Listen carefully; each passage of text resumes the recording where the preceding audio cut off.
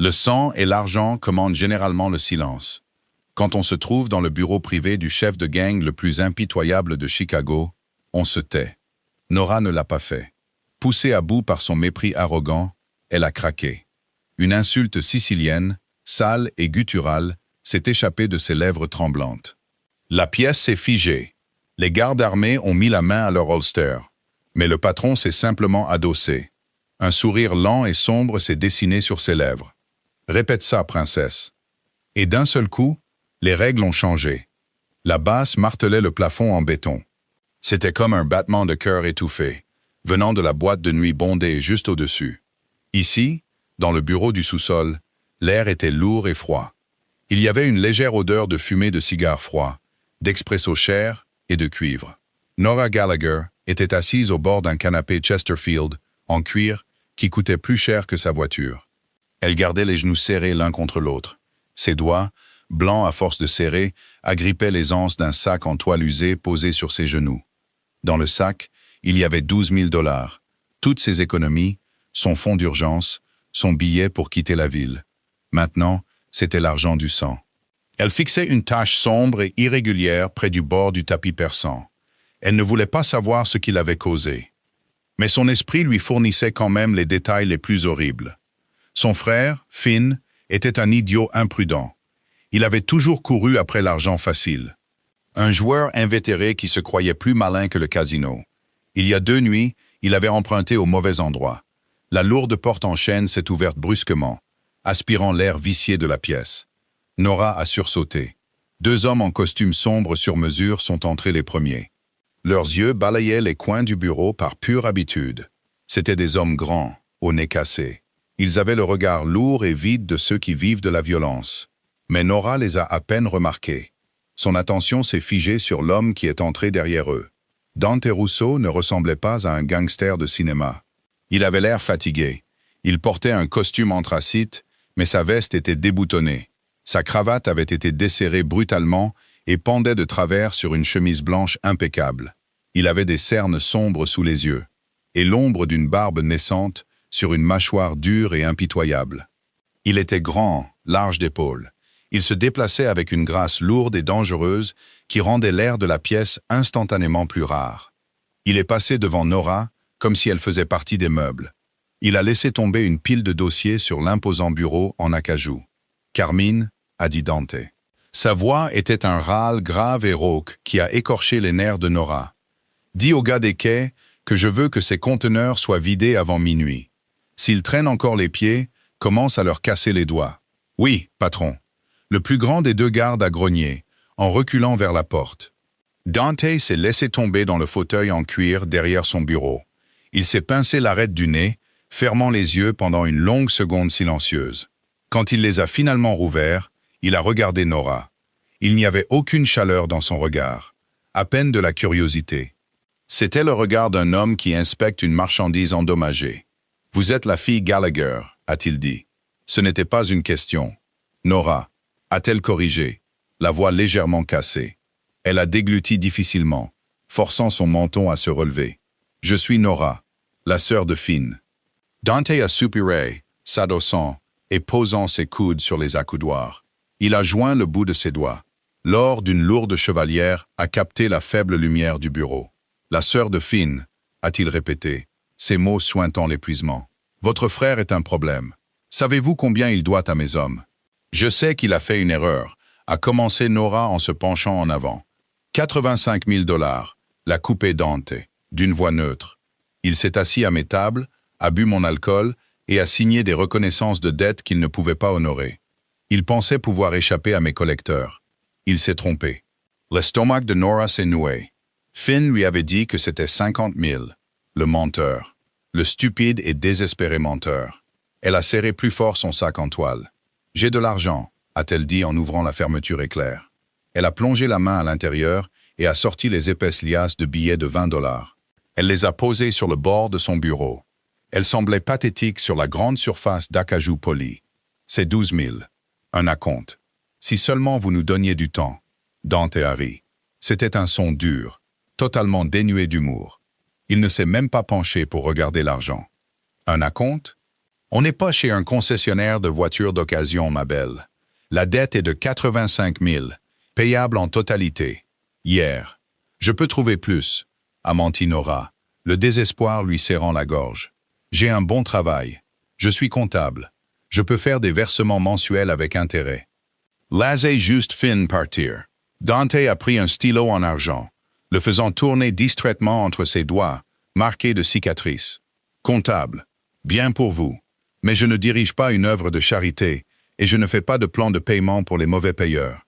Il a jeté le stylo sur le bureau avec un bruit sec. Prenez votre petite somme, rentrez chez vous, et achetez-vous une jolie robe noire. La dette de votre frère sera réglée ce soir, dans le sang. La panique a explosé, brûlante et rapide, dans les veines de Nora. Elle s'est levée. Les deux gardes dans la pièce se sont immédiatement tendus, changeant de pied. « Vous ne pouvez pas le tuer comme ça !» a-t-elle crié. Le vernis de son professionnalisme s'est fissuré. « Surveillez votre ton !» a prévenu Dante, ses yeux se réduisant à de sombres fentes. « Vous respirez mon air en ce moment uniquement parce que j'ai une once de pitié pour les familles d'idiots. Ne me poussez pas à bout. »« Il a 22 ans, a-t-elle rétorqué, les mains tremblantes. « C'est juste un gamin. Vous êtes un homme d'affaires. Les morts ne remboursent pas leurs dettes. Je vous offre de l'argent réel. » Dante s'est levé lentement. Sa taille était écrasante. Il s'est penché sur le bureau, posant ses paumes à plat sur le bois. Il l'a regardé de haut, les yeux froids, vides, et totalement dépourvu de pitié. « Écoutez-moi très attentivement, petite, » a murmuré doucement Dante. Le calme de sa voix était bien plus terrifiant qu'un cri. « Votre frère m'a insulté. Il m'a volé. Les 12 000 sont une insulte.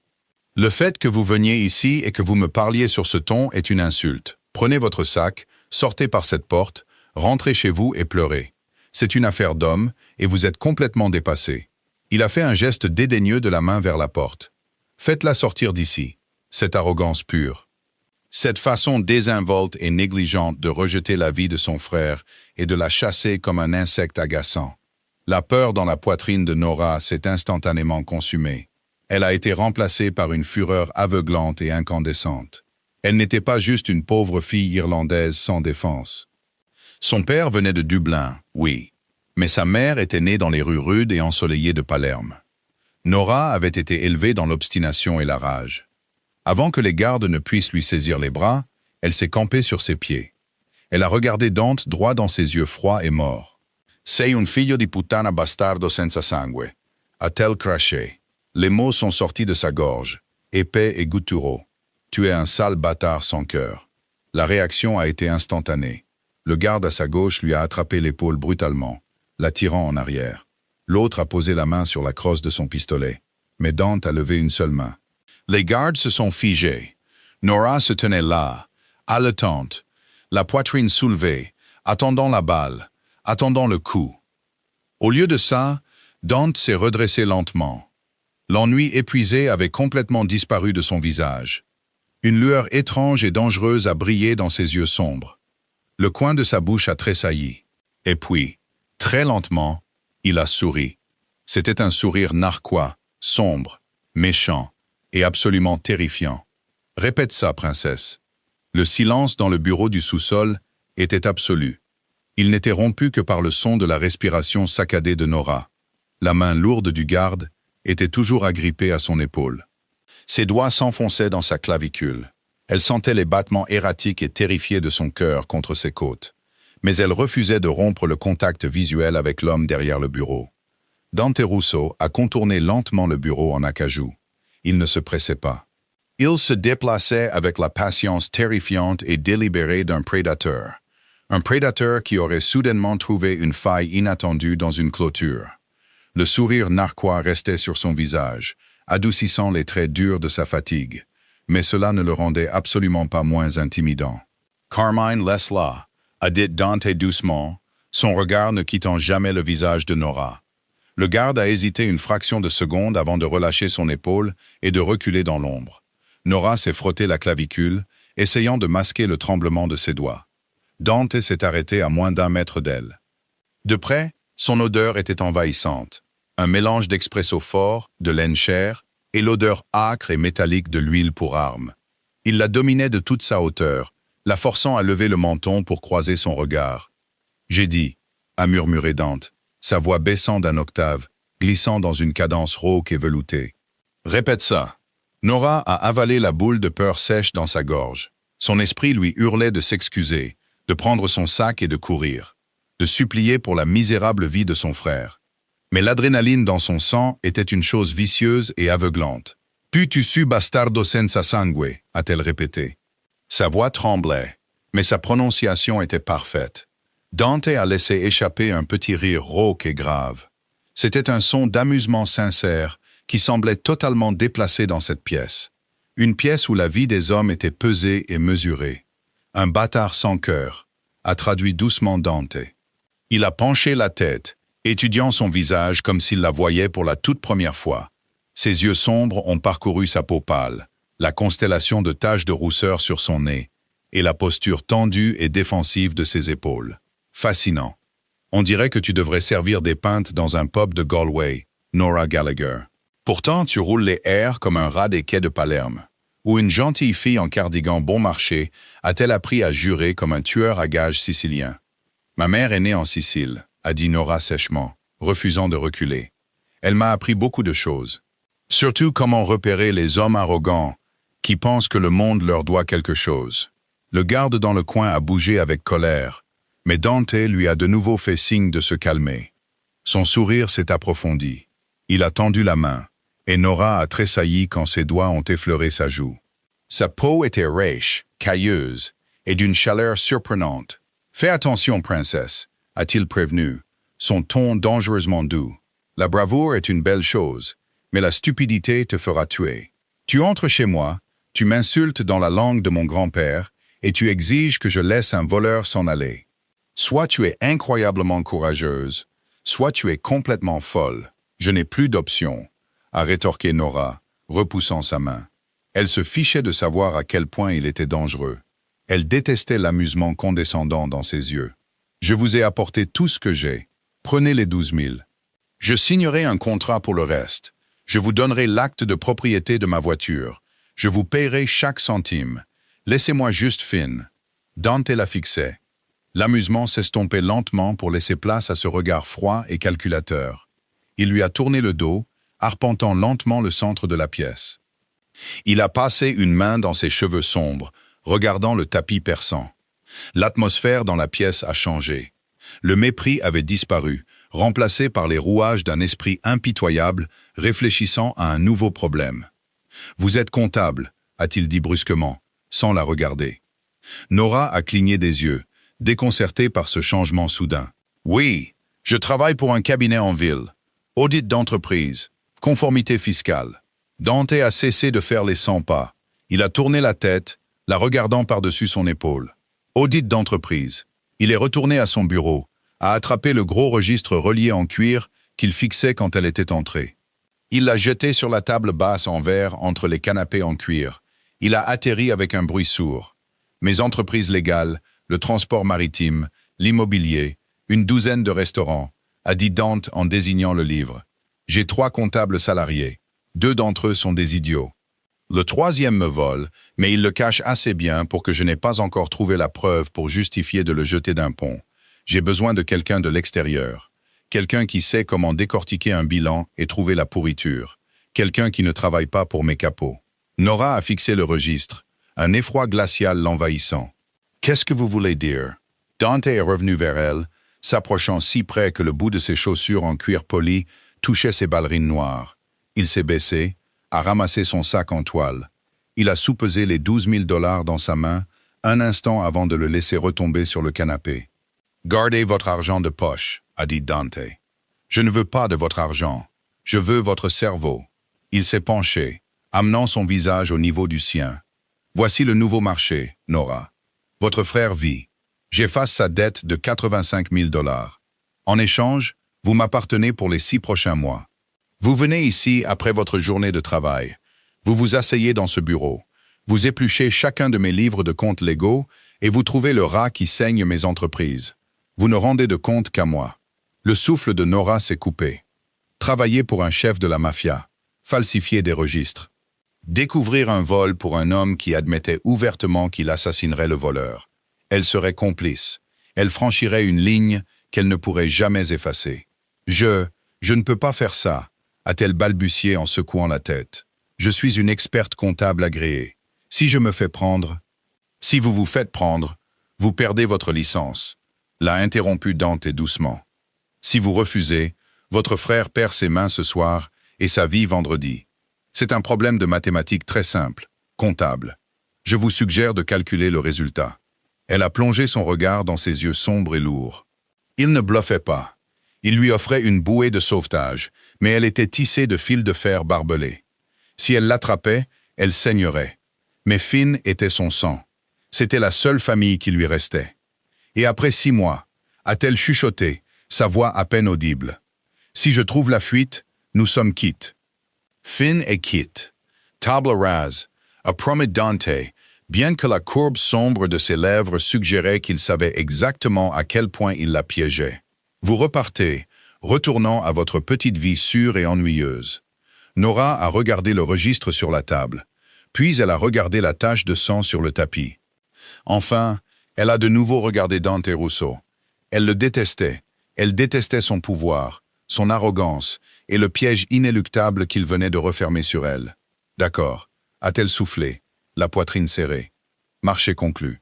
Le sourire narquois de Dante est revenu, plus vif et plus triomphant qu'avant. Il a tendu la main, faisant glisser un doigt le long de sa mâchoire. « Bonne fille », a-t-il murmuré. « À demain soir, princesse. Ne sois pas en retard. » La pluie lustrait le pavé de Chicago, transformant les enseignes au néon du quartier des abattoirs en aquarelles dégoulinantes sur le pare-brise de la vieille berline de Nora. Elle serrait le volant jusqu'à ce que ses jointures lui fassent mal. Il était 20 heures. Elle avait déjà passé 9 heures dans son cabinet, esquivant les questions de sa voisine de bureau sur ses cernes. Maintenant, son vrai travail commençait.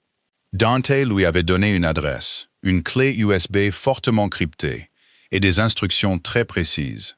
Elle s'est garée dans la ruelle, derrière un grand bâtiment en briques sans fenêtre, qui sentait le sel, le carton humide et l'ail rôti.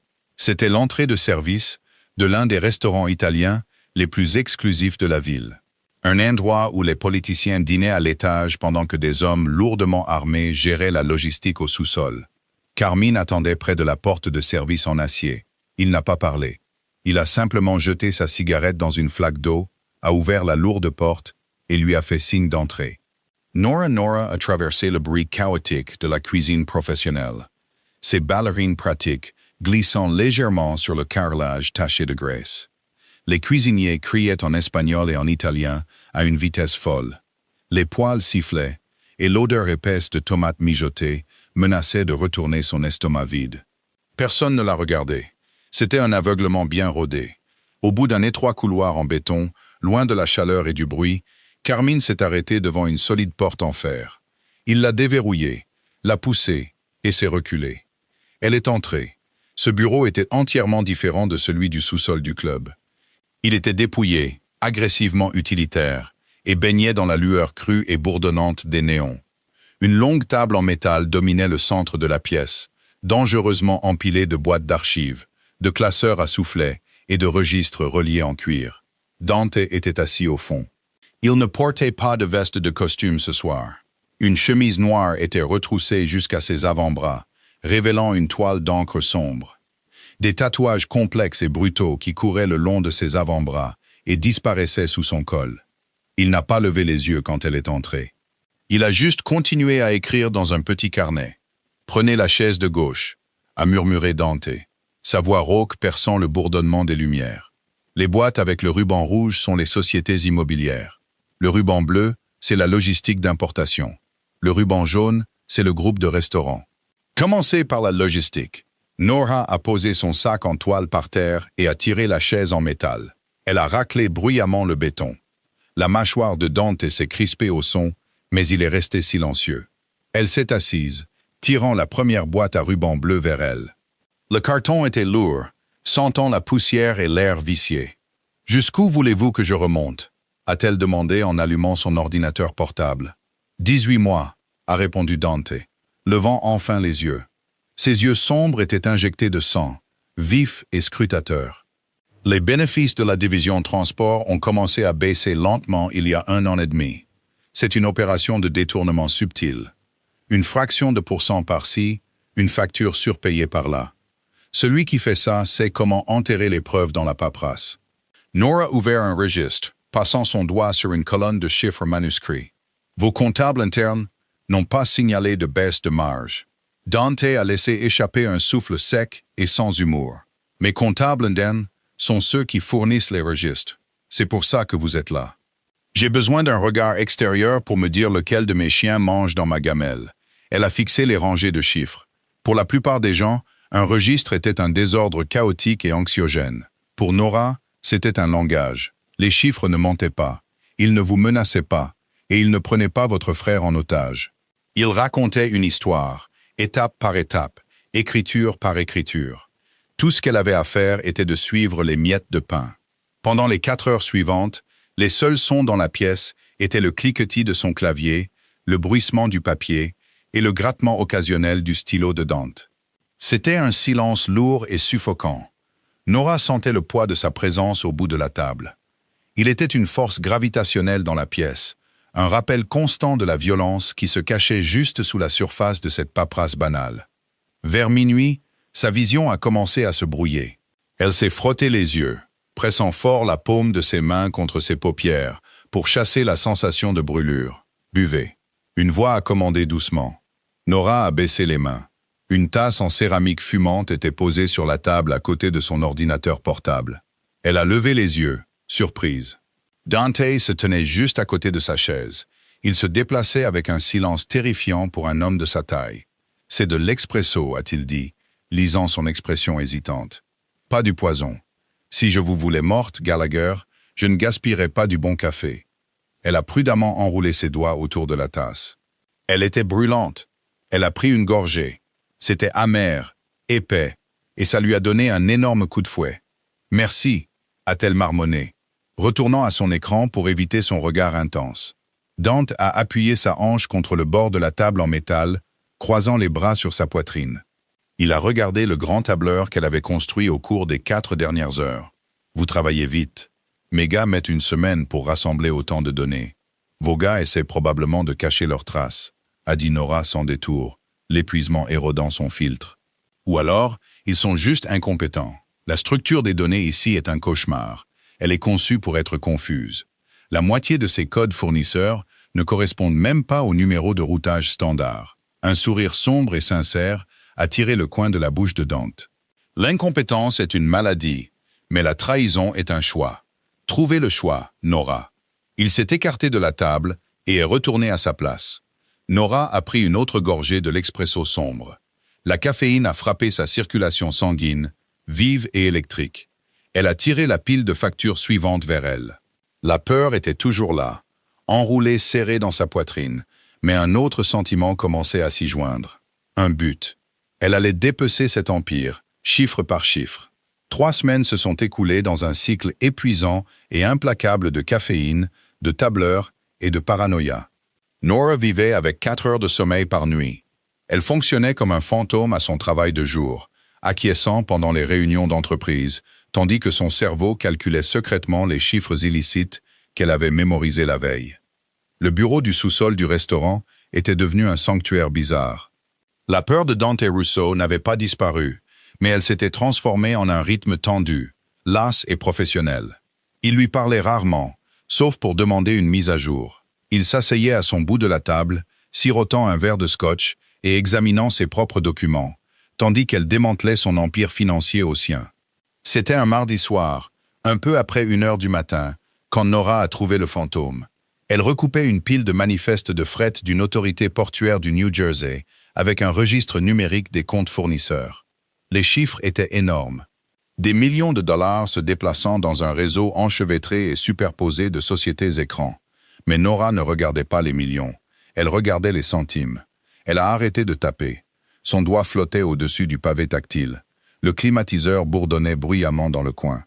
Nora a sorti une facture papier d'un dossier jaune, plissant les yeux devant l'encre délavée. Elle a vérifié le numéro d'identification du fournisseur. Puis, elle a sorti une facture complètement différente d'un dossier bleu, datant de 6 mois plus tard. Elle a dégluti difficilement. Sa gorge était comme du papier de verre. « Il faut que vous regardiez ça », a-t-elle dit. Sa voix s'est brisée, fracassant le silence de 3 heures dans la pièce. Dante a lentement levé les yeux de son carnet. Il l'a fermé, s'est levé et s'est approché de son côté de la table. Il ne s'est pas appuyé contre le métal cette fois. Il se tenait directement derrière sa chaise, sa poitrine à quelques centimètres de son dos. La chaleur qui émanait de lui était distrayante. L'odeur de bois de santal et de scotch cher l'enveloppait. « Qu'est-ce que tu as trouvé ?» Sa voix était un grondement sourd juste à côté de son oreille. Nora a pointé un doigt tremblant vers son écran. « Regardez ce fournisseur, Apex Logistics. Il vous facture des frais d'entreposage au port. 10 000 par-ci, 15 000 par-là. Rien d'énorme, facilement perdu dans le flot d'une opération de transport de plusieurs millions de dollars. » Dante a plissé les yeux sur l'écran. Il stocke les conteneurs en surplus. « C'est une dépense standard. C'est une fausse société, » a dit Nora catégoriquement. Elle a cliqué sur un nouvel onglet de son tableur. J'ai retracé leur numéro de routage. Apex Logistics ne possède pas d'entrepôt. L'adresse indiquée sur leurs formulaires fiscaux appartient à un terrain vague à Newark. Mais ce n'est pas ça le problème. Elle a appuyé sur une autre touche, affichant une comparaison côte à côte de 2 documents numérisés. Le problème, c'est la structure de facturation, a-t-elle expliqué, se penchant en avant, complètement absorbée par la chasse. Apex vous facture le 14 de chaque mois. Exactement 3 jours plus tard, un montant identique, moins des frais de blanchiment de 3%, est transféré vers une société écran enregistrée aux îles Caïmans. Une société écran fortement liée à la masse salariale de votre groupe de restaurants. Le silence qui a suivi était suffocant. Dante n'a pas bougé. Il n'a pas respiré. « Montre-moi les signatures d'autorisation », a-t-il commandé. La douceur veloutée avait disparu de sa voix. C'était de l'acier pur et glacial. Nora a cliqué sur un dossier, affichant les copies numériques des chèques. Elles sont enfouies sous un processus de double approbation pour paraître légitimes. La première signature est toujours celle d'un manager de bas niveau, mais la deuxième signature, l'approbation finale, elle a zoomé sur le coin inférieur droit du document. Une signature déchiquetée et lourde à l'encre noire. Dante a fixé l'écran. Le muscle de sa mâchoire a tressailli. Il a lentement posé ses grandes mains calleuses sur le dossier de la chaise en métal de Nora. Sa prise était si forte que ses jointures sont devenues blanches. « Léo » a murmuré Dante. Le nom sonnait comme une condamnation à mort. Nora a senti une sueur froide perler dans son cou. Léo était son cousin. Elle l'avait vu 2 fois, un homme charmant, élégamment vêtu, qui avait plaisanté avec le personnel de cuisine et apporté un expresso à Dante. « Il vous saigne depuis 18 mois, a dit Nora doucement, reculant légèrement sa chaise. C'est un goutte-à-goutte lent, environ 400 000 $ jusqu'à présent. Il l'a caché en répartissant les paiements sur 30 comptes fictifs différents. C'est brillant, honnêtement. Si vous ne cherchiez pas un schéma, vous mettriez ça sur le compte de l'inflation et des taxes portuaires. » Dante a reculé. Il a passé une main sur son visage, fixant le sol en béton. Son immobilité était terrifiante. Ce n'était pas la colère explosive et chaotique d'un voyou des rues. C'était la rage calculée et profondément intérieure d'un roi découvrant un couteau dans son dos. Il s'est approché de son bureau, a pris son verre de scotch et l'a vidé d'un trait. Le verre a heurté la table avec un bruit sec. Il s'est tourné pour la regarder.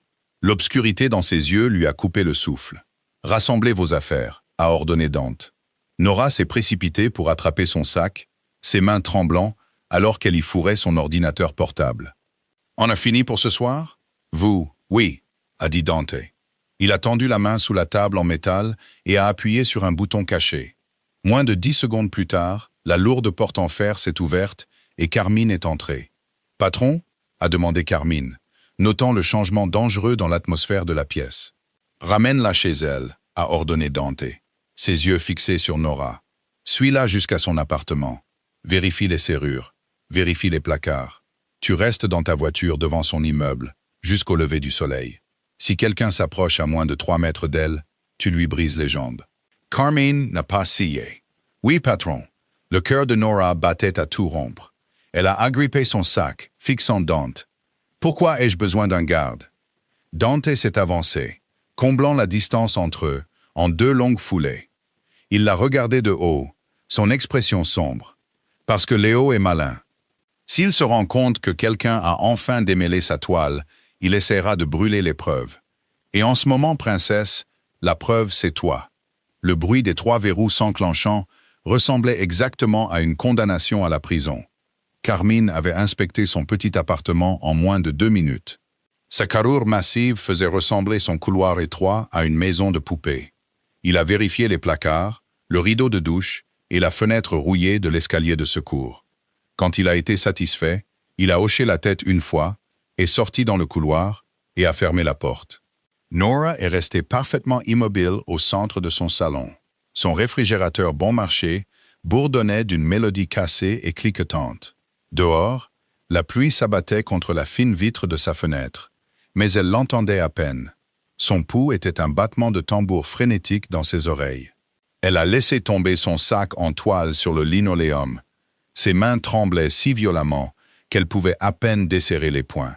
Elle est allée dans la petite salle de bain, a posé ses mains sur les bords de l'évier en porcelaine ébréchée et a regardé son reflet. Elle avait l'air vide. Des ombres violettes sombres meurtrissaient la peau sous ses yeux. Sa peau était d'un gris pâle et maladif. Elle venait de signer l'arrêt de mort d'un homme. Nora a ouvert le robinet d'eau froide, s'aspergeant le visage d'eau glacée. Cela n'a pas effacé le poids lourd et suffocant qui pesait sur sa poitrine. Elle était comptable. Son travail consistait à rapprocher les écarts, à remplir les déclarations de revenus et à souligner les inefficacités budgétaires. Elle travaillait avec des tableurs, pas avec du sang. Mais quand elle a pointé du doigt les factures frauduleuses de Léo, elle n'avait pas seulement bouclé une boucle financière. Elle avait tendu à Dante Russo le couteau pour égorger son propre cousin. Elle a titubé jusqu'à sa chambre et s'est effondrée sur le matelas sans se déshabiller. Le sommeil était impossible. Chaque fois qu'une voiture passait devant son immeuble, chaque fois que les vieux tuyaux gémissaient, son souffle se coupait. Elle n'arrêtait pas de revoir le visage de Léo. Il avait apporté un expresso à Dante. Il avait souri au personnel de cuisine. C'était un voleur, oui. Mais méritait-il d'être exécuté dans un sous-sol humide? Le pire, c'était de réaliser qu'elle n'avait pas seulement peur pour Léo. Elle avait peur de Dante. Elle avait vu l'immobilité terrifiante et absolue en lui lorsque la trahison s'était manifestée. C'était un homme qui fonctionnait sur un contrôle absolu et Léo lui en avait enlevé une partie. À 6 heures du matin, la pluie avait cessé, laissant un lourd brouillard gris drapé sur la ville. Nora a renoncé à dormir. Elle a pris une douche, s'est habillée d'un blazer et d'un pantalon strict et défensif, et a préparé son ordinateur portable.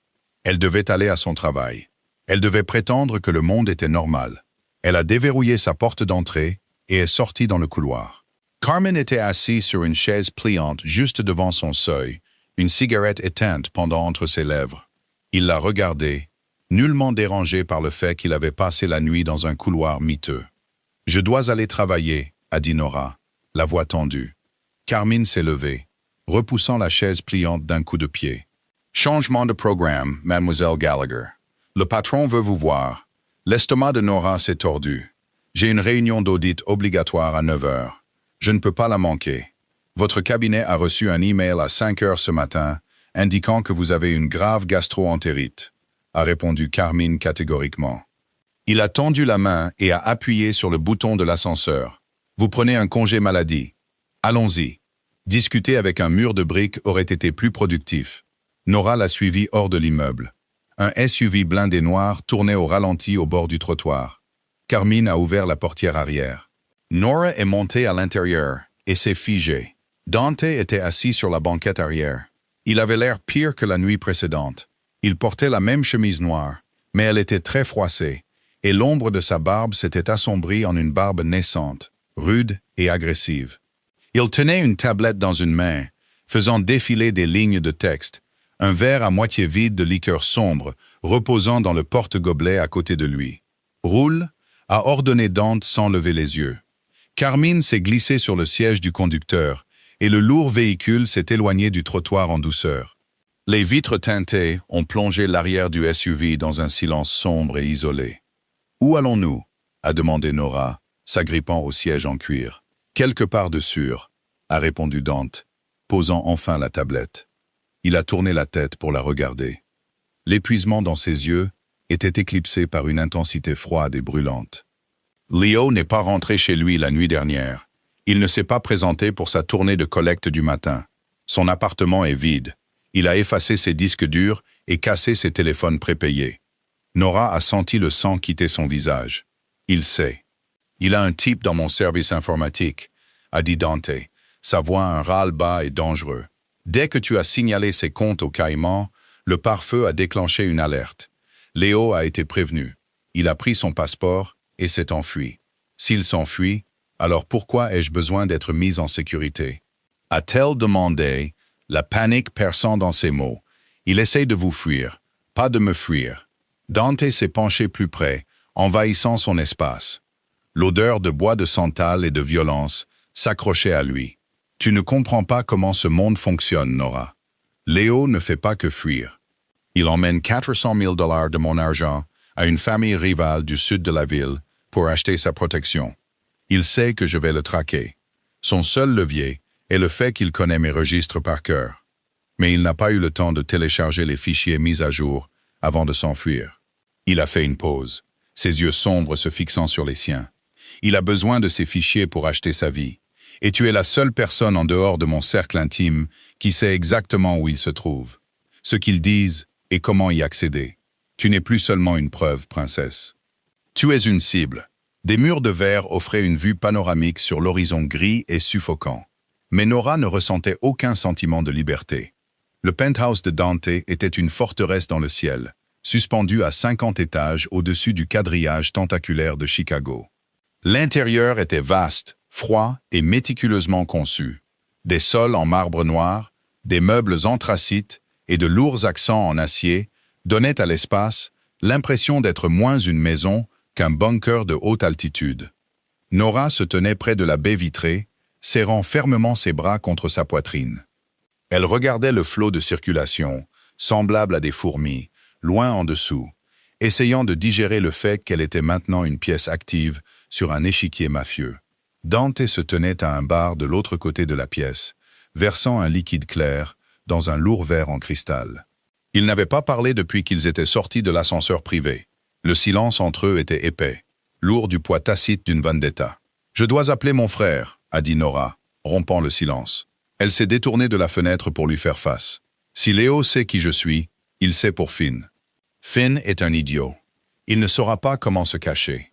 Dante a pris le verre et a bu une gorgée lente et délibérée. Votre frère est actuellement assis dans une pièce sans fenêtre au sous-sol de mon casino, en train de manger un steak hors de prix et de regarder de la boxe à la carte. Il est flanqué de 3 hommes qui tireront sur quiconque essaiera d'ouvrir la porte sans mon autorisation explicite. Nora a cligné des yeux, le soulagement soudain affaiblissant ses genoux. Elle s'est agrippée au dossier d'un fauteuil en cuir pour se stabiliser. Vous l'avez mis en sécurité. Je vous ai donné ma parole, a dit Dante simplement. Il s'est dirigé vers le grand îlot de cuisine, posant son verre sur le granit sombre. Vous avez fait votre travail. Vous avez trouvé le rat. Je respecte ma part du contrat. La dette de votre frère est effacée et sa vie est protégée. Alors laissez-moi partir avec lui, a-t-elle exigé, retrouvant sa voix. Mettez-moi dans ce sous-sol. Je n'ai pas besoin d'être dans votre penthouse. Dante a laissé échapper un rire dur et amer. Le casino est une forteresse contre les voyous des rues. Ce n'est pas une forteresse contre les hommes qui géraient mes protocoles de sécurité. Léo connaît les angles morts du casino. Il ne connaît pas les codes de cet immeuble. Vous restez ici, où je peux vous voir. Nora l'a étudié. Sous le vernis terrifiant du chef de la mafia, elle voyait les fissures. Dante bougeait avec une tension rigide et contenue. Ses jointures étaient meurtries, un violet foncé fleurissant sur la peau pâle de sa main droite. Il avait frappé quelque chose, ou quelqu'un, très fort avant de monter dans le SUV ce matin. C'était votre cousin, a-t-elle dit doucement. Ce n'était pas une question, mais une observation silencieuse. Mais la mâchoire de Dante s'est crispée. Il a repris son verre, fixant la liqueur claire. Le sang est un handicap. Il vous rend aveugle. Vous supposez la loyauté parce que vous partagez un grand-père, parce que vous mangiez à la même table le dimanche. C'est un mensonge stupide et romancé. Le sang signifie simplement qu'ils savent exactement où planter le couteau. Vous lui faisiez confiance, a-t-elle insisté, s'éloignant du fauteuil. Elle ne savait pas pourquoi elle le poussait. C'était imprudent, mais l'épuisement avait balayé sa peur des conséquences. Les yeux de Dante se sont posés sur les siens, sombres et venimeux. Je faisais confiance aux chiffres. Les chiffres étaient propres jusqu'à ce que vous y touchiez. Ne me blâmez pas d'avoir exposé une pourriture qui était déjà là, a rétorqué Nora, son tempérament sicilien s'enflammant. Elle a comblé la distance entre eux, s'arrêtant de l'autre côté de l'îlot de granit. J'ai fait ce pourquoi vous menaciez de tuer mon frère si j'échouais. J'ai trouvé votre fuite. Si vous êtes en colère d'avoir été pris pour un imbécile par votre propre famille, soyez en colère. Mais ne projetez pas ça sur moi. La pièce est devenue silencieuse. Dante la fixait, le muscle de sa mâchoire tressaillant. Pendant une seconde terrifiante, Nora a pensé qu'elle l'avait finalement poussé trop loin. C'était un homme qui ordonnait des exécutions avant le petit déjeuner, et elle lui criait dessus dans sa propre cuisine. Au lieu d'exploser, Dante s'est lentement penché en avant, posant ses lourds avant-bras sur le granit froid. Il la regardait avec une fascination étrange et sombre. « Tu n'as vraiment aucun instinct de survie, n'est-ce pas, Gallagher ?» a-t-il murmuré. Le velours rauque était de retour dans sa voix, envoyant un frisson dangereux et indésirable le long de sa colonne vertébrale. La plupart des hommes seraient à genoux en ce moment, suppliant pour une escorte armée jusqu'à l'aéroport. Toi, tu te tiens dans ma maison et tu me fais la leçon sur ma dynamique familiale. Je ne me recroqueville pas bien, a-t-elle répondu, soutenant son regard. Non, a convenu doucement Dante, tu ne le fais pas. Il a tendu la main à travers l'îlot. Nora a retenu son souffle, se forçant à ne pas tressaillir. Ses doigts ont effleuré sa joue, glissant une mèche de cheveux rebelles derrière son oreille. Son contact était d'une douceur surprenante, totalement en contradiction avec le monde violent qu'il commandait. La chaleur de sa peau contre l'air froid du penthouse était électrique. « Tu restes ici », a déclaré Dante, sa voix tombant dans un grondement bas et possessif. « Pas seulement parce que tu es une cible, parce que Léo va essayer de briser ma structure financière avant de négocier. Il essaiera de geler mes comptes. J'ai besoin que tu contres chacun de ses mouvements sur l'échiquier. Tu es mon arme maintenant, Nora. » Il a laissé sa main glisser le long de sa mâchoire, son pouce appuyant légèrement sur son pouls. Il pouvait sentir son cœur battre contre sa peau. « Et je prends très bien soin de mes armes, » a-t-il chuchoté. Avant que Nora ne puisse traiter la tension lourde et suffocante qui les enveloppait, la porte en acier renforcé du penthouse a gémi. Un bruit sourd et écœurant a résonné dans le hall, suivi du son indubitable d'un corps heurtant le sol en marbre. La main de Dante a disparu de sa peau. En une fraction de seconde, l'étrange moment intime s'est évaporé. Il n'était plus un homme. Il était un prédateur. Il a sorti un lourd pistolet noir de l'étui sous son bras, ses yeux fixés sur le hall. « Mets-toi sous l'îlot », a ordonné Dante, sa voix dépourvue de toute émotion. Maintenant, du plâtre est tombé du plafond. Un coup de feu avec silencieux, un bruit plat et laid, a percé la cloison sèche à quelques centimètres de la tête de Dante. Il n'a pas tressailli, il a juste poussé Nora violemment. Ses genoux ont heurté le sol en marbre froid, et elle a rampé à l'aveuglette sous le lourd surplomb de l'îlot de granit. L'air du penthouse a instantanément senti le béton pulvérisé et la poudre à canon brûlé. Un autre bruit sourd a résonné depuis le hall. Dante bougeait avec une économie de mouvement terrifiante. Il n'a pas crié, il n'a pas riposté à l'aveugle. Il s'est accroupi, utilisant le bord renforcé de l'îlot de cuisine comme couverture, ses yeux suivant les ombres qui s'étiraient sur les sols polis. Nora a plaqué ses mains sur ses oreilles. Elle a pressé son dos contre les armoires en bois, sa respiration courte et frénétique. Ce n'était pas un film, ce n'était pas glorieux ou chorégraphié. C'était chaotique, assourdissant et d'une rapidité suffocante. Des pas crissaient sur du verre brisé, de lourdes bottes tactiques se déplaçant systématiquement dans le salon. 2 tireurs, peut-être 3. Dante a levé son arme. Il a pris une seule inspiration, est sorti de l'abri du granit et a tiré 2 fois. Les détonations de son lourd pistolet étaient assourdissantes, résonnant dans le crâne de Nora comme une cloche frappée. Une masse lourde s'est effondrée sur le plancher avec un bruit humide et écœurant. Quelqu'un a crié une insulte en russe. Des balles ont déchiqueté les armoires de cuisine au-dessus de la tête de Nora. Des assiettes en céramique se sont brisées, la douchant d'éclats blancs et coupants. Elle s'est mordue l'intérieur de la joue si fort qu'elle a goûté le cuivre, se forçant à rester complètement silencieuse. Dante a changé de position, glissant rapidement vers le réfrigérateur en acier inoxydable. Ses yeux sombres ont jeté un coup d'œil vers le bas pendant une fraction de seconde, trouvant Nora dans l'ombre sous le comptoir. Il lui a fait un seul signe de tête sec. « Reste là ». Il a contourné l'appareil et a tiré 3 coups rapides. Un homme s'est étouffé, titubant en arrière dans la table basse en verre. Le fracas du verre lourd a été suivi d'un silence de mort. 10 secondes ont passé. 20. Les poumons de Nora brûlaient, réclamant un air qu'elle refusait de prendre. « Dégagez », a-t-il râpé. Nora n'a pas bougé. Ses muscles étaient bloqués, paralysés par la pure adrénaline qui inondait son système. Dante est retourné dans la cuisine. Sa chemise noire était saupoudrée de poussière de plâtre blanche. Un mince filet de sang vermillon coulait le long de sa tempe gauche, où un débris l'avait touché. Mais il l'a ignoré. Il s'est agenouillé à côté de l'îlot, tendant une grande main calleuse dans l'ombre pour saisir son épaule. « Respire, Nora », a-t-il commandé doucement.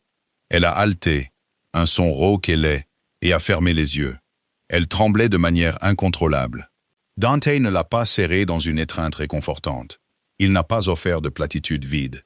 Il a serré son épaule plus fort, son pouce s'enfonçant dans sa clavicule, l'ancrant au sol. « Regarde-moi », a-t-il exigé. Comme elle n'ouvrait pas les yeux, il l'a secouée brutalement. « Ouvre les yeux, tu dois regarder. Si tu fermes les yeux dans ce monde, tu meurs. » Nora a forcé ses yeux à s'ouvrir. Elle a regardé par-dessus ses larges épaules, voyant la ruine du penthouse immaculé. Un homme en tenue tactique sombre gisait immobile près des restes brisés de la table basse. Un autre était affalé près de l'entrée du hall. De vrais corps, une vraie mort.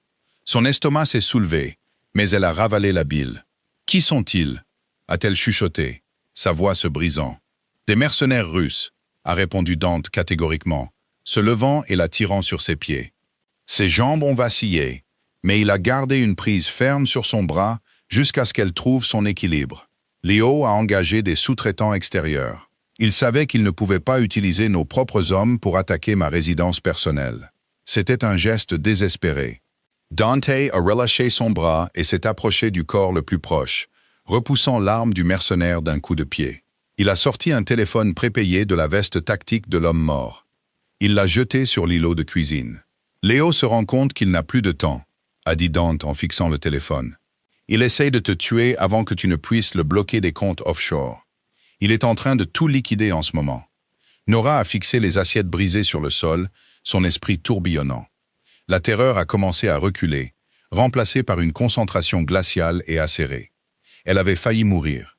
Ce lâche nommé Léo avait envoyé des tueurs dans une maison pour assassiner une comptable, juste pour couvrir ses traces. Le tempérament sicilien qui s'était enflammé plus tôt dans le sous-sol s'est rallumé, brûlant, vif et ardent. Elle a regardé Dante. « Où est mon ordinateur portable ?» Les yeux de Dante se sont rétrécis. « Dans ton sac, près de la porte. » Nora a enjambé un tas de céramique brisée, s'est dirigée vers le hall et a ignoré le corps qui gisait à 1 mètre de là. Elle a ramassé son sac en toile, l'a ramené à l'îlot de granit et a sorti son ordinateur. Elle a poussé le téléphone du mort de côté et a ouvert l'écran. « J'ai besoin de votre mot de passe Wi-Fi », a-t-elle dit, ses doigts planant au-dessus du clavier. Dante est retourné à l'îlot, l'observant avec cette même fascination, sombre et terrifiante. Il lui a donné une chaîne de caractères alphanumériques. Nora l'a tapé. Il utilise un délai de séquestre de 30 jours sur les transferts des Caïmans pour éviter de déclencher les alertes internationales de blanchiment d'argent, a-t-elle expliqué, sa voix remarquablement stable. Les chiffres avaient un sens. Les chiffres étaient sûrs. Si je peux usurper les signatures de double autorisation en utilisant vos identifiants d'administrateur principal, je peux déclencher un gel total des comptes de holding. Ça ne ramènera pas l'argent à Chicago, mais ça le bloquera dans un purgatoire international. Dante s'est penché sur l'îlot, son épaule frôlant la sienne. Il a regardé des lignes de code et des registres financiers défiler sur l'écran. « Fais-le. Si je fais ça, Léo est mort », a-t-elle dit, ses mains se figeant sur les touches une brève seconde. Il ne pourra pas acheter sa protection dans le South Side. Dante a tendu la main, ses jointures ensanglantées reposant sur le granit à côté de son ordinateur portable. Il a tourné la tête, son visage à quelques centimètres du sien. « Il a envoyé des hommes pour te tuer, Nora. Ne gaspille pas ta pitié sur un chien enragé. Bloque les comptes. » Nora a regardé le sang sur la tempe de Dante, puis l'appartement en ruine. Elle a appuyé sur la touche entrée. Une barre de chargement est apparue à l'écran, rampant douloureusement lentement vers 100%. Le silence dans le penthouse était lourd, rompu seulement par le hurlement lointain des sirènes de police loin en dessous dans les rues de la ville. Dante regardait l'écran, sa respiration lente et mesurée. La barre a atteint son terme. Une boîte de confirmation verte est apparue sur l'écran noir. Les fonds offshore étaient gelés. Léo était effectivement en faillite. Le silence s'est installé sur le penthouse en ruine, lourd et suffocant. La boîte de confirmation verte sur l'écran de l'ordinateur portable brillait dans la faible lumière de la cuisine. Nora expirait un long souffle tremblant, ses doigts glissant du clavier. Elle venait de piéger 400 000 $ dans un vide financier international. Elle venait aussi de sceller le destin d'un homme. Dante s'est reculé de l'îlot. L'adrénaline de la fusillade s'échappait de lui, laissant place à une réalité dure et sombre. Il a pris son téléphone, composant un numéro de mémoire. « Carmine », a dit Dante, sa voix un graveleux sourd. « Nous avons eu de la visite au penthouse. 2 à terre. Amène les nettoyeurs et trouve Léo. Il est fauché et il panique. Je le veux vivant. » Il a raccroché et a jeté le téléphone sur le comptoir. Il s'est lourdement appuyé contre le granit, fermant les yeux une fraction de seconde. Alors qu'il déplaçait son poids, Nora a remarqué la tache sombre et humide qui s'étendait rapidement sur les côtes de sa chemise noire. « Vous êtes touché », a-t-elle dit en contournant l'îlot. Dante a baissé les yeux sur son côté, comme si la blessure était un inconvénient mineur. C'est une éraflure. La cloison sèche a absorbé le plus gros de l'énergie cinétique. « Vous saignez partout sur le sol », a rétorqué Nora, ses instincts pratiques prenant le dessus sur sa terreur persistante. Elle n'a pas attendu sa permission. Elle s'est dirigée vers la salle de bain principale attenante, un vaste espace d'ardoise sombre et de douche à effet pluie. Elle a ouvert l'armoire à pharmacie, attrapant une serviette épaisse, une bouteille d'antiseptique et un rouleau de gaz. Quand elle est revenue, Dante avait enlevé sa chemise en lambeaux. Il était assis sur une partie propre du canapé en cuir, un lourd verre de scotch en cristal posé sur son genou. Son torse était une toile de muscles, de vieilles cicatrices et d'encre sombre et complexe. Une entaille dentelée et saignante parcourait ses côtes inférieures. Ce n'était pas profond, mais c'était sale. Nora a laissé tomber les fournitures sur les coussins à côté de lui. « Buvez ça. » Elle a pointé le scotch. « Ça va brûler. » Dante a souri, une courbe sombre et arrogante sur ses lèvres. Il a bu l'alcool d'un trait et a posé le verre. « Vous avez un contact exécrable avec les patients, princesse. »« Je suis comptable, pas infirmière », a-t-elle marmonné en s'agenouillant à côté du canapé. Elle a versé l'antiseptique clair sur la serviette épaisse. Ses mains tremblaient encore légèrement, mais elle les a forcées à se stabiliser. Elle a pressé le tissu imbibé directement contre la plaie ouverte. Le corps entier de Dante s'est raidi. Les muscles de son abdomen se sont contractés comme des câbles d'acier, et un sifflement aigu s'est échappé de ses dents, mais il n'a pas reculé. Il la regardait, observant son travail. « Tu n'as pas crié », a-t-il noté doucement, sa poitrine se soulevant et s'abaissant lourdement sous ses mains. « Quand ils ont forcé la porte, tu n'as pas paniqué. Tu as trouvé un abri et tu es restée complètement silencieuse. » Nora a essuyé l'excès de sang, inspectant la blessure. Elle aurait probablement besoin de points de suture, mais le saignement ralentissait déjà. Crier n'arrête pas les balles. « Ça leur dit juste où vous êtes. » Dante a tendu la main, attrapant son menton avec sa main non blessée. Il l'a forcé à lever les yeux, détournant son regard du sang pour le fixer sur ses yeux sombres et scrutateurs. La chaleur qui émanait de lui était intense, l'enveloppant complètement. « Tu es une créature dangereuse, Nora Gallagher », a-t-il murmuré, son pouce traçant la ligne de sa mâchoire. La plupart des gens craquent quand ils voient le monstre dans le noir. Toi, tu le regardes droit dans les yeux et tu fais les comptes. « J'ai fait ce que je devais faire pour survivre », a-t-elle dit, sa voix à peine un murmure. La proximité était enivrante. C'était complètement déplacé. Il était un criminel, un meurtrier. Il tenait la vie de son frère au-dessus de sa tête, comme la hache d'un bourreau. Mais agenouillée entre ses genoux, dans le calme après la fusillade, elle ressentait une attraction terrifiante, indéniable et magnétique. « Non, a corrigé doucement Dante. Tu as fait ce que tu devais faire pour gagner. Il y a une différence. » Il a laissé tomber sa main, la laissant finir de bander la gaze sur ses côtes. La tension entre eux est restée. Un fil épais et palpable tendu jusqu'au point de rupture.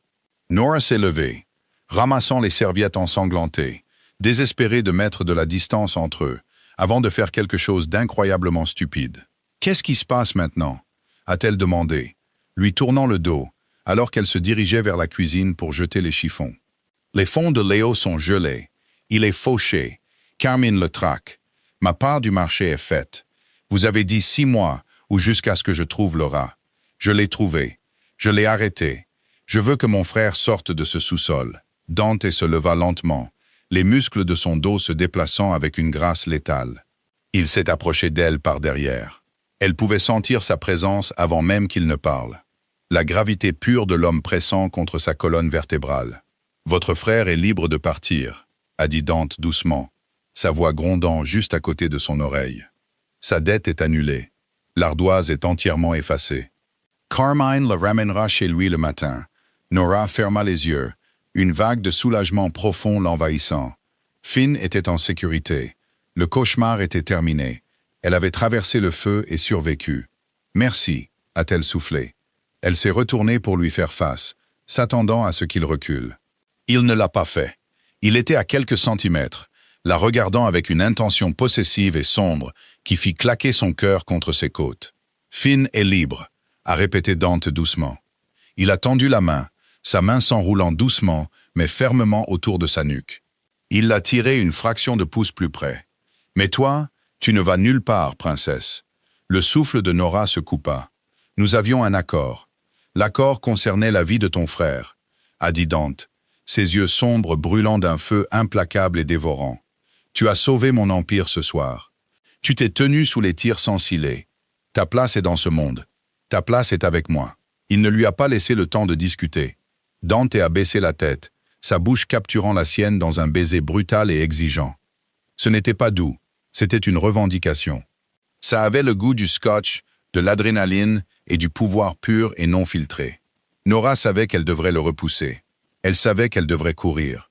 Mais alors que ses mains rudes la plaquaient contre sa poitrine, elle lui a rendu son baiser, laissant l'obscurité l'engloutir entièrement. L'aube s'est levée sur Chicago dans des teintes de violet et de gris meurtri, filtrant à travers les baies vitrées brisées du penthouse. Nora était assise à l'îlot de cuisine en granit lourd, fixant la tasse de café noir qui refroidissait dans ses mains. Les assiettes en ruine avaient été balayées.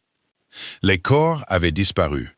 La seule preuve de la violence étaient les trous de balles déchiquetés dans la cloison sèche et l'odeur chimique âcre de l'eau de javel industrielle qui flottait dans l'air froid. Elle a tracé le bord de la tasse en céramique. Ses lèvres étaient encore légèrement enflées. Son esprit était une tempête chaotique de vérités contradictoires. Dante Russo était un monstre. Il orchestrait la violence, pratiquait l'extorsion et régnait sur une économie de l'ombre qui saignait la ville. Pourtant, quand les balles ont commencé à fuser, il s'était jeté sur elle. Il avait pris une balle qui lui était destinée. Et quand il l'avait embrassée, il n'avait pas exigé la soumission. Il avait reconnu un reflet sombre et enfoui de lui-même dans ses yeux. Des pas ont résonné dans le hall, lourds, délibérés. Nora n'a pas tressailli. Elle a simplement tourné la tête alors que Dante entrait dans la cuisine. Il était vêtu d'un costume frais, bleu nuit, parfaitement taillé, cachant la gaze et les points de suture sous le coton blanc impeccable de sa chemise. Il ressemblait à un impitoyable raider d'entreprise, pas à un homme qui avait passé la nuit à traquer son propre sang. Finn est de retour dans son appartement, a déclaré Dante, s'arrêtant de l'autre côté de l'îlot. Il s'est versé une tasse de café. Carmine l'a regardé franchir la porte d'entrée. J'ai affecté une équipe de 2 hommes pour surveiller son pâté de maison pendant le mois prochain, juste pour m'assurer qu'aucun des loyalistes restants de Léo n'essaie de faire preuve de créativité. Nora a laissé échapper un souffle lent et stabilisateur. Et Léo, Dante n'a pas répondu immédiatement. Il a levé sa tasse, buvant une lente gorgée, ses yeux sombres entièrement dépourvus de lumière. Léo n'est plus un problème. Les comptes des Caïmans ont été redirigés vers nos sociétés écrans. La fuite est colmatée. Il n'a pas donné plus de détails. Il n'en avait pas besoin. La finalité terrifiante de sa voix peignait une image vivide et macabre du sort de son cousin.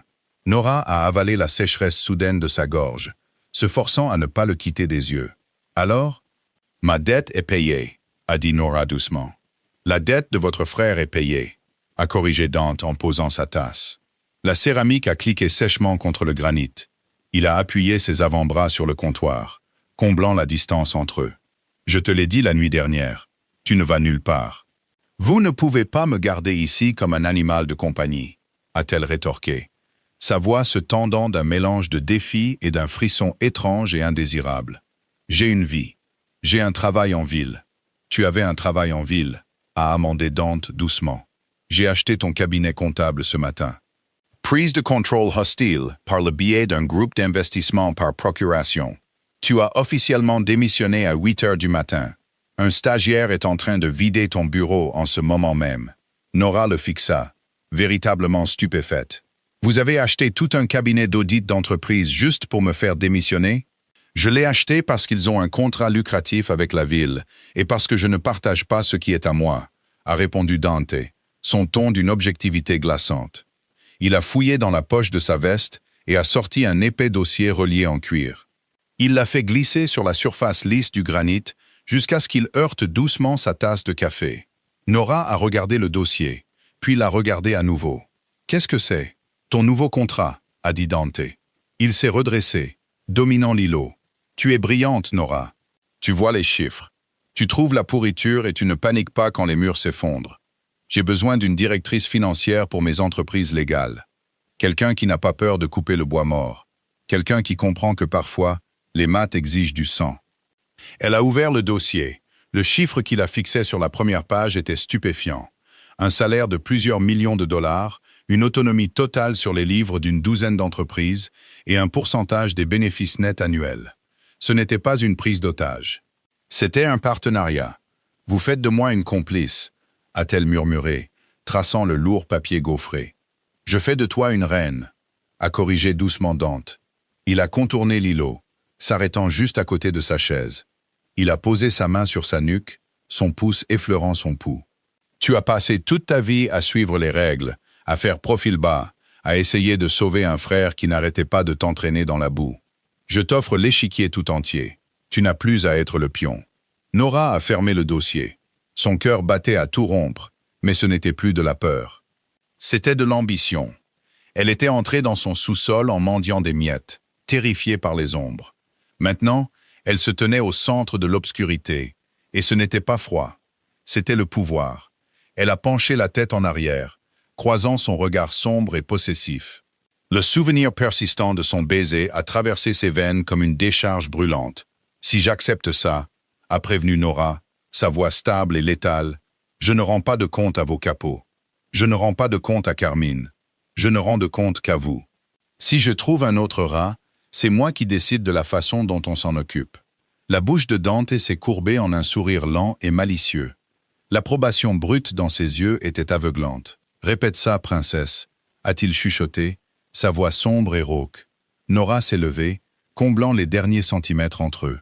Elle a attrapé les revers de son costume bleu nuit, le tirant à son niveau. « C'est moi qui décide », a-t-elle répété, ses lèvres effleurant les siennes. Dante a laissé échapper un bourdonnement bas et satisfait, ses bras s'enroulant fermement autour de sa taille, la plaquant contre sa poitrine. Alors que sa bouche s'écrasait sur la sienne, scellant le pacte létal, Nora savait qu'il n'y avait pas de retour en arrière. Elle avait échangé sa vie tranquille et désespérée contre une couronne forgée dans la violence et l'encre des registres. Et que Dieu lui vienne en aide, elle allait la porter à la perfection. Le parcours de Nora, de sœur désespérée à reine incontestée de la pègre de Chicago, prouve que parfois, la seule façon de survivre à l'obscurité est de la gouverner. Vous attendiez-vous à ce qu'elle prenne le contrôle de l'empire de Dante, ou pensiez-vous qu'elle s'enfuirait? Dites-nous ce que vous en pensez dans les commentaires ci-dessous. Si vous avez aimé ce drame intense de romance mafieuse entre ennemis devenus amants, assurez-vous de cliquer sur le bouton j'aime. Partagez cette vidéo avec d'autres accros aux romances sombres. Et abonnez-vous à la chaîne pour ne jamais manquer une autre histoire palpitante. Activez les notifications et on se retrouve dans la prochaine vidéo.